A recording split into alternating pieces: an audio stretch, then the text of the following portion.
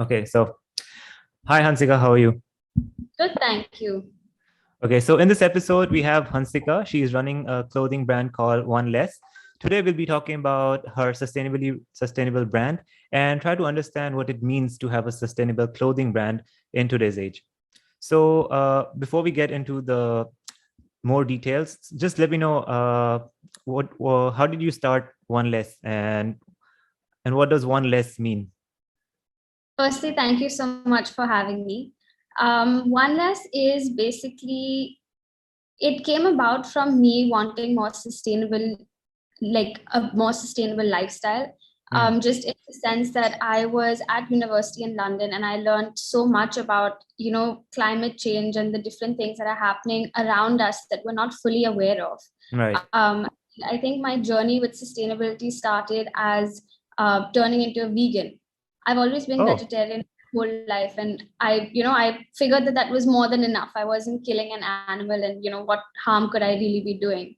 Hmm. And that's when I was actually introduced to XR. I was part of an organization called Extinction Rebellion, which Oh. is a worldwide NGO that works with climate change.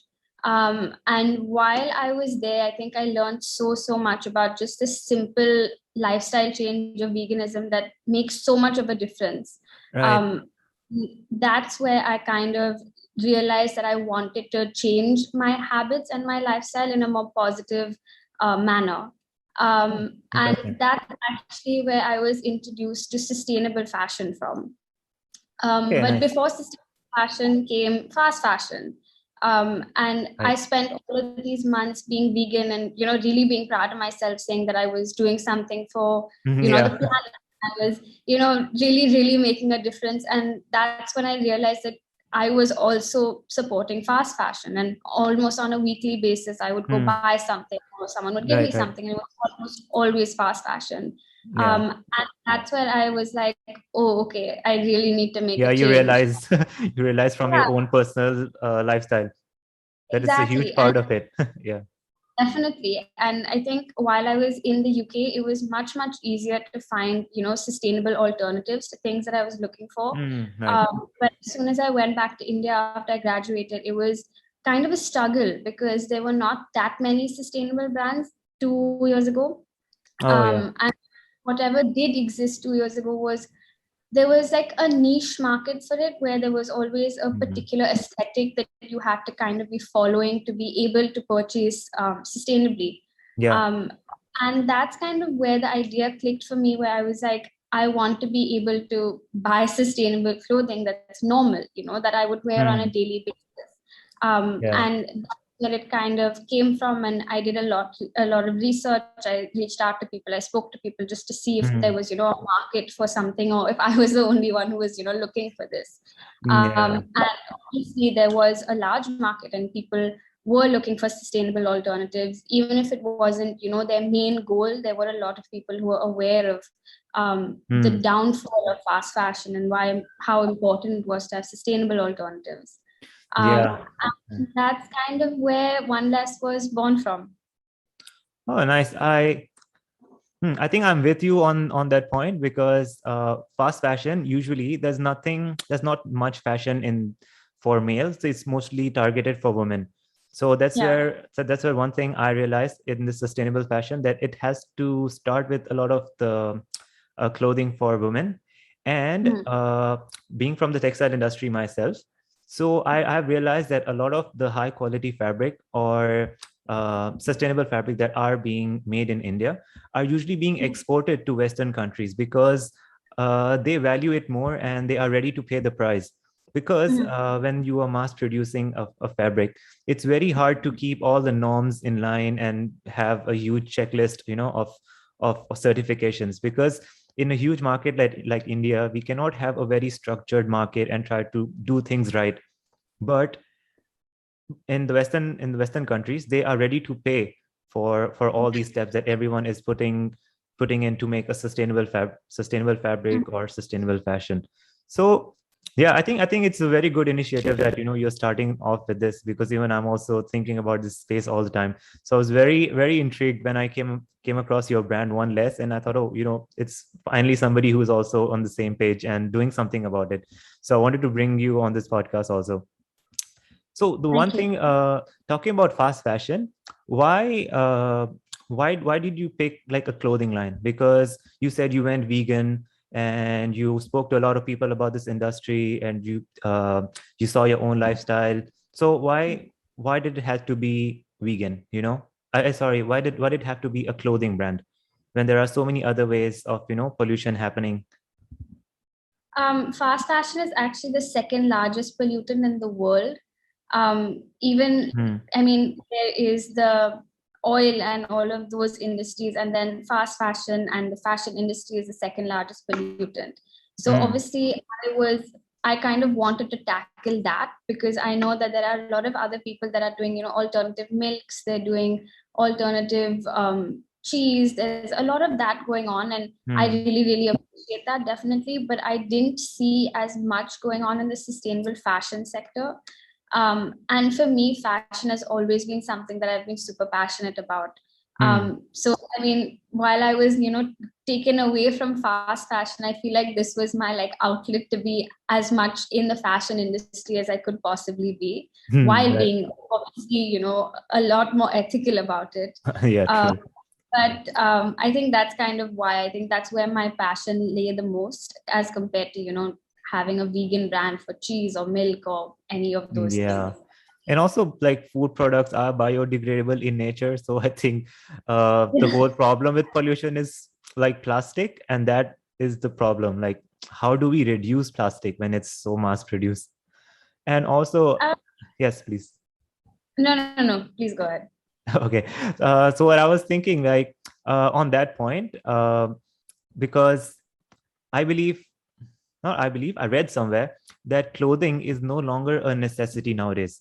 It's more Mm, of a form of expression, you know? So that's where I think your brand has a very good value on that point, because people nowadays, they want to make better choices. They want to be healthier. They want to pick a healthier lifestyle and be more environment friendly. So, if they want to express themselves through their clothing, I think One yeah. Less kind of like fits that objective right away. So I think that's a huge advantage for picking clothing Mm. as you know to tackle sustainability. Hmm. So on that point, I wanted to ask, what is sustainable to you? Like, what does sustainability mean to you? I mean, like, just by sell, like, you could sell any clothing article. Like, why be sustainable? What does it do for you personally? And what's your idea of sustainability? So sustainability to me personally means long term. Hmm. When I look at it, of course, there are a thousand different variables to what sustainability can mean, and obviously we're not able to focus on all of those. We've kind of chosen our main ones that we want to focus on, and I think for Hmm. me as well as an individual, I focus on almost the same things. So in the sense of long term, I believe that anything that you're doing sustainably should last a long period of time. Hmm. Right. And that's how we even produce our clothes, to make sure that everything that we do put out is something that will last you a long period of time, and you won't have to, come back in 2 weeks and buy another t-shirt. We don't want that. Hmm. Yeah. Definitely very good for our sales, but we don't want that. We want to be as sustainable and as ethical as we can possibly be in putting the planet and the environment first before our sales. Hmm. Right. So just in that sense, we try to do that. And to me personally, I also feel like sustainably means to stay as local as possible. I feel like Hmm. people don't realize, but when you're buying things from the US or the UK, or you have fruits that are being imported, there's Right. so much of a carbon footprint that goes into all of that we don't really think about on a daily basis. So Hmm. every time you're buying fruits that are not grown in India, or that are not in season in India at the moment, you're already contributing to a carbon footprint that you don't really need to. Hmm. So in that sense, what we've done is we make sure that everything that we do everything is done in India. All our production, all our manufacturing, the fabrics are all sourced within India, all our dyeing processes. And of course, our audience is just in India. And we're trying to do that as much as possible to make sure that we don't have to offset our carbon footprint, Right. because we obviously don't have enough to be offsetting our carbon footprint. And that's something that's very important to me. So I refuse to actually sell internationally until I'm big enough or capable of offsetting that footprint of just mailing, Right. shipping, all Yeah. of that goes Unless you are into it. not local in another markets. Exactly. So that's just something that I think, to me personally, and that's kind of gone into the brand as well, where those are the two factors that I really pay attention to. Right. That's a very interesting point because India is a large market. And if you can be local here and provide all that value and functionality, I think that is the only way is up from there. So, and on that point of being local, I wanted to like ask and have the viewers understand a little bit of how are you being sustainable, because sustainable is such a broad term that any type of saving, any type of recycling, any type of reusing, or you know uh, any type of reduction is considered sustainable. So how are you being local and being sustainable with your products? So all our fabrics are sourced in India, of course, as I mentioned. Right. And we've kind of made sure that all of the vendors that we work with, they have all of the certificates that they require to have. So all of our vendors are GOTS certified. Our fabrics are GOTS certified. We know exactly where our raw materials are coming from, down to which farm they come from and which farmers they come from. So in that sense, we kind of make sure that from the starting point to the end point, I have a clear vision of who's doing what. So there's no chance of, not knowing where the fabric has come from, because we do ensure Right. that everything is certified. So of course we use organic cotton and bamboo fibers, which are two of the most sustainable fabrics that are available at the moment, Right. along with many others. But our dyeing process is 100% natural. So we actually have a zero negative footprint while our dyeing process goes on, because we use materials of fruits, flowers, vegetables, whatever is actually grown in the area. So if you Right. see, our color palette will never be too extensive, just because we have to stick with what we have as raw materials that are Right. available. Right. I think, yeah, But that limits a lot of options when you are trying to it be local. Yeah. does. But we do also have the option of doing azo-free dye, which is another chemical-free dyeing process, which is GOTS certified. It has all the What is certifications GOTF? required. Global Organic Textile Standard. Okay. So it's actually a really great body that, around the world, when you see a GOTS certification, it kind of like gives you that confidence that someone has gone through the whole process of checking where they're getting their raw materials from or how they're producing. So that's something that we really focus on, as well as the fact that we actually plant a tree for every purchase that is made. So even in that sense, with that one tree, we're trying to offset our carbon footprint as much as possible. And yeah, I think our whole process of production, manufacturing, packaging, everything is plastic free.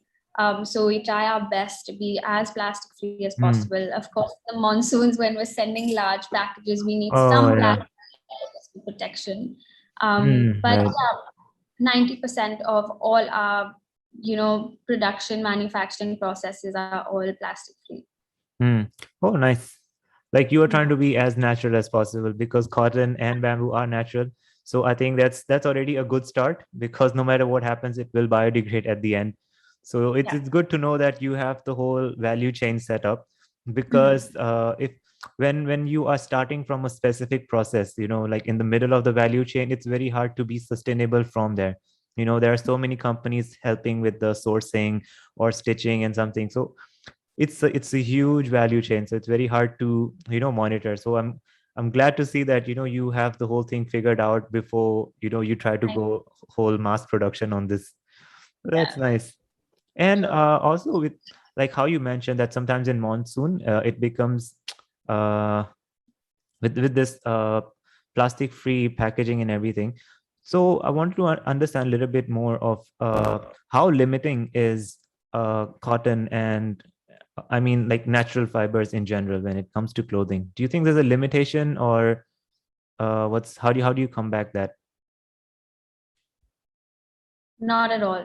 I don't Mm, think natural fibers are limiting whatsoever. I think the fact that we introduced polyester and all of these other synthetic fibers, they are actually a lot more limiting. Just in the mm, sense of how much you can work with them, and the durability of those fabrics is so low. So I mean, you use them 5 6 times, and it kind of just turns into like a mushy pulp. It's not very nice to look at right. after. But natural fibers have a very long life just naturally. They don't have any chemicals or anything that's put into them to, increase their lifespan. And I Right. definitely don't think they're limiting at all, especially now where there's so much research and there's so much that's been done around the world, that we have fabrics like Tencel, Right. which, it kind of, I know that we need elastane for a lot of things, Yeah. but using Tencel is very good alternative to that. So as Mm, much as we can alternate, we do that. yeah. But no, I don't think it's limiting at all. Nice. Yeah, Tencel is a very high quality viscose, but yeah, that's like another topic of Tencel. But Yeah. right, organic cotton and everything. Oh, I think there's a lot. It's a lot going on in this. So, do you think your products are circular in any form? Like there's this whole circular economy of where your products start and end. So would you say it's kind of circular or no? Because I'm very I interested in would this whole circular economy. So I just wanted to understand in a micro value chain of one less, yeah. is there scope for being circular, or it has to be on a large scale? I think I don't think I'm in the position right now to call my business a circular business model, just because we haven't even been around for long enough to for me to say Fair. that, and I also Yeah. don't give out false information at any point. But Right. we are definitely working towards being a circular chain as much as we can, even in the sense that we produce such small numbers with what we do. We don't do mass production at all. We do maybe a maximum of 300 pieces per collection. Right. Um, so in that sense, we try our best, but I wouldn't say that we are 100% circular economy at the moment. Yeah, I think circular is very difficult to achieve for any brand. Like even if you look at these big brands, they try to be sustainable and they don't elaborate on being sustainable. Like you can pick H&M or whatever. They have so many programs of being sustainable, let alone being circular. Wow. Uh, yeah, I think that's the most important thing with, when you're claiming to be sustainable, you need to be a lot more transparent about what you're doing. Yes. And that's kind of where we try our best to, have our customers believe in what we're saying, because we don't want to just put out information without anyone actually believing what we're saying. So we give as much proof. We, encourage people to DM us or email us or just reach out to us in general if they have any questions, if they want, clarification on where the fabric came from or where the manufacturers are, or Hmm. anything. And I'm happy, more than happy to produce and give those details and that information, just because I feel like there are so many brands around us that, partake in this massive greenwashing program at the moment. Right. I think the only way to stand out and, build customer, like just I think, is to Yeah. be as transparent as possible. Yeah, I'm glad you brought up the transparency part because I was coming to it next. So it also helps with this. Like while I was reading about being all these sustainable brands and how they work, and I think transparency is one of it's a form of USP, is unique selling point, and also it helps to fight the competition because transparency actually helps consumer understand what the brand is doing, and being transparent is one how do you say, it's the bottleneck, I would say, from with all these huge brands, because no matter how much they try to do, they just trying to be transparent is just trying to expose themselves, which is not going to happen. So I think transparency is a huge thing that's going to help you fight competition. And in terms Yeah. of competition, do you think there's a lot of competition in this space of sustainable clothing as yet? How's your experience Um, been? I mean, I always consider everything competition just because it puts a little bit more pressure on us to perform much, much better than we can. Right. So definitely, I would say there is competition in the sustainability market. Maybe not exactly in the same products that we're selling, because as I mentioned, there are a lot of brands, but a lot of brands have that niche market where they're trying to achieve a specific aesthetic that we don't really work with. We just want to be around for everyone at all times. So in that sense, I would say the competition is slightly low. But I know that there are a lot of brands that are coming up that kind of want to be in the same market. And I'm 100% sure that in the next 2, 3, 5 years, we are going to have a lot more sustainable brands that come around. So yeah, I already consider them competition and I'm already working on it. Yes. Yeah, and I think you are already ahead compared to quite a I, lot of them, I because sustainable is just being thrown away as a form of marketing and like greenwashing, like you said. So it's very hard to, how do you say, define and have an objective of your own brand as well as Mhm. define sustainability. Mhm. Wow, that's I that's a think very difficult thing. it's a difficult thing to be sustainable when it's not in your ethos as a brand. Mm, When you are a fast fashion brand that's trying to be sustainable, it doesn't fit. It just mm, doesn't make sense. It's never going to make sense. But if sustainability and being sustainable is in the ethos of your brand, where you work towards that on a daily basis, right. I everyone can do a really, really great job of that. Yeah. And that's why I think we're able to do that, because the whole concept of One Less is us working to be as sustainable as possible every single day with every production that we do.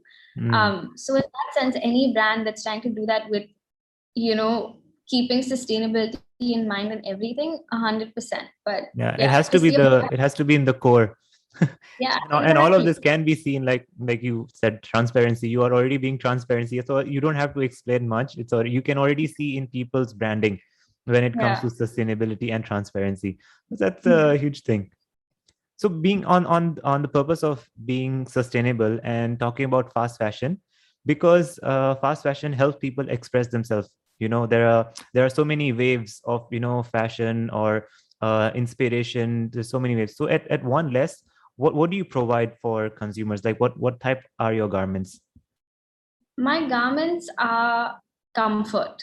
We don't Hmm. provide anything that is, as you're saying, to express yourself. I feel like in that sense, you always kind of imagine something that is a lot more outgoing, so a product that, Hmm, right, is kind of feel to wear, and you kind of feel a little bit awkward while you're wearing it, but not 100%. And right. you're kind of putting yourself out there when you're Hmm, experimenting with fast fashion or just fashion in general. hmm, right, But at One Less, I feel like we know that even when you're done with your experimental phase, you will always come back home. And that's where One Less kind of just provides you that comfort. We know that everyone wants comfort. Everyone wants a staple t-shirt or a pair of hmm, sweatpants that they can tie around and all weekend without, hmm. worrying about anything. Okay, okay. And that's where we want to be more than anything else. I don't think we want to compete with people trying to live out their wildest fashion dreams. That's a Yeah, hundred that's not percent your right.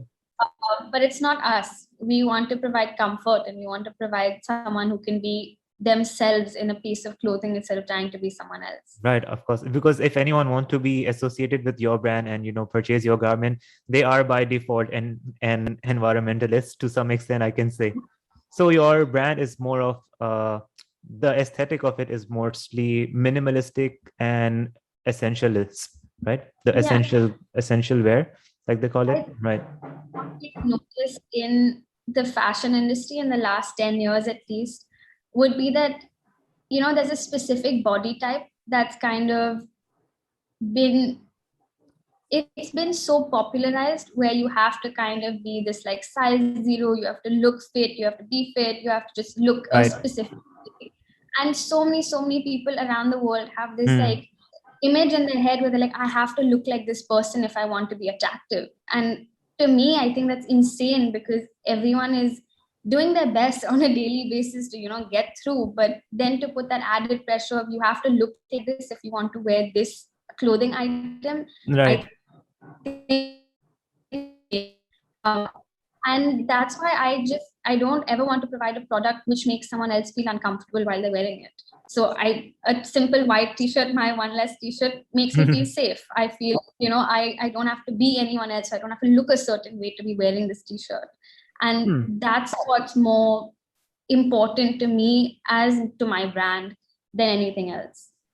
Right. I think that's probably like that kind of like summarizes everything because like you can be minimalistic and it's a daily wear. So, it's a very good starting point for anyone looking to be sustainable because when you're everything that you wear on a daily basis, if that's already sustainable, I think that's a good way because people use their t-shirt for like going out and putting layers on it with jacket or something. It's always at the or people even use their t-shirts as a night suit and something. So I think it's already going in a lot of places without realizing. So I think it's a very good thing. So I think before the conversation becomes very long, so where can the people find you on One Less? So One Less is currently only selling from our platform. So either on Instagram or on our website. Okay. But we are looking at selling on a lot of other platforms, and we will be announcing that on our Instagram very, very soon. So I think the best way to keep up with all our launches, all our activities, products would be Instagram. Right. Yeah, I think Instagram is the best platform to give transparency and updates. Yeah. Okay, so on that point, I think that'll be the end of this conversation. Thank you, Hansika, for coming to this episode and giving so many insights about sustainability and your brand and the change that you're trying to bring in with One Less. I think everything you're doing is I think is on the right track to make a change, and wish you all the best of luck. Thank you so much.